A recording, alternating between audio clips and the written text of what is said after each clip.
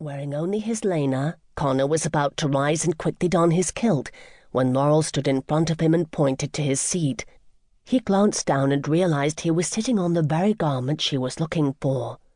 He knew he should rise and give them to her, but he could only stare at his wife.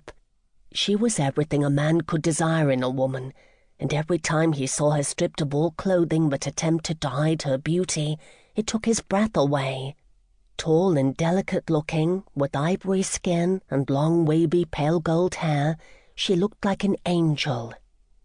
Feeling himself growing hard once again, Connor decided to order Hamish to leave, immediately. To hell with the gossip. He and Laurel would just have to find another secret place to meet. Unfortunately, he made the decision a second too late.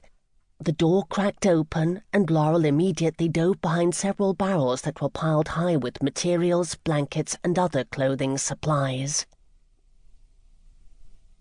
Hamish paused outside the entrance for several seconds before rattling the door in hopes that he had given his laird and lady enough time to prepare themselves for his entrance.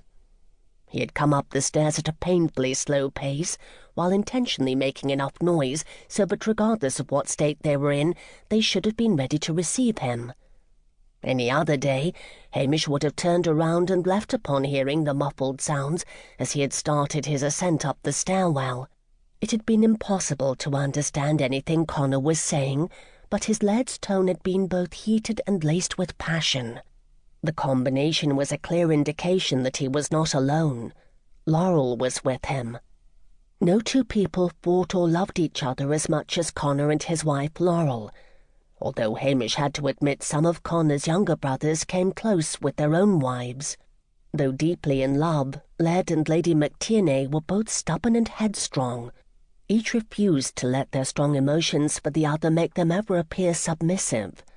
And Hamish knew the depth of their love better than most, for he had witnessed their relationship since the beginning. He had seen it spark, and how that ember had only grown into a constant fire which burned between them. It was a relationship not to be envied, but emulated. And while Hamish had for many years longed to find someone with whom he could share a deep connection and commitment, the debacle of his last attempt left his heart incapable of such emotion. He felt nothing, and the numbness that had consumed him for the past several months was not going away any time soon. Not a single one of the multiple beauties the McTiernay wives had pushed into his path during the recent festivities leading up to Epiphany had created even a spark of a physical, emotional, or mental reaction. Hamish knew deep down he was no longer capable of love, and strangely, he accepted it. For others, especially McTiernay's, love was a wondrous thing to be sought and coveted. For him, the emotion equaled misery, a fact he should have accepted years ago with the betrayal of his first love. It had left him with only one honourable choice, to leave his home and all his birthrights, never to return. Now the very man who had stolen her heart was insisting he return. It was not the first time his younger brother had made such a request, but Hamish vowed it would be the last. His heart neither sought nor wanted revenge, but after 12 years it was time for his brother to leave what happened in the past and move on like he had. Unfortunately, it had become obvious that could not be accomplished until all involved parties once again came face to face with one another. Hamish would have preferred to delay the meeting until summer, for he had no desire to travel to the northern edge of Scotland in January, the coldest and wettest time of year. But the nature of his brother's request made such a delay impossible. Robert might be willing to risk innocent lives, but Hamish was not.